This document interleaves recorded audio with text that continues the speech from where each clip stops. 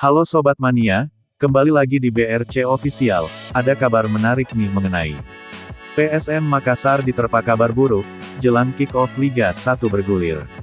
Setelah tersingkir dari Piala Presiden, kini PSM betul-betul disibukkan dengan padatnya jadwal latihan.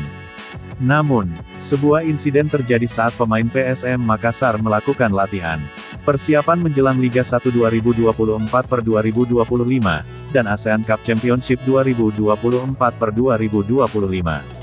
Gelandang PSM Arfan mengalami cedera pada latihan di Stadion Kalegowa, pada Senin, tanggal 5 Agustus tahun 2024. Sebanyak 29 pemain hadir dalam latihan ini. Pemain melakukan latihan finishing dan bertahan. Para pemain dibagi ke dalam dua tim. Dalam satu tim, ada pergantian dua pemain untuk menyerang lalu bertahan. Saat latihan sedang berlangsung, Arfan tiba-tiba tergeletak di tengah lapangan. Dia kemudian diangkat oleh rekan-rekannya, dan tim pelatih ke pinggir lapangan.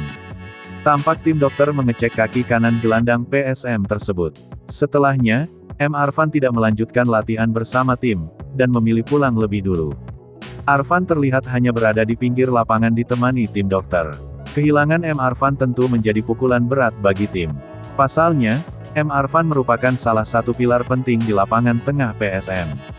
Dengan kondisi ini, PSM Makassar harus bekerja keras untuk mengatur strategi, menghadapi laga perdana mereka di Liga 1, tanpa beberapa pemain kunci. Nah itu dia sobat untuk update kabar hari ini. Bagaimana pendapat kalian sobat? Tulis pendapat kalian di kolom komentar ya sobat, dan jangan lupa like, komen dan subscribe.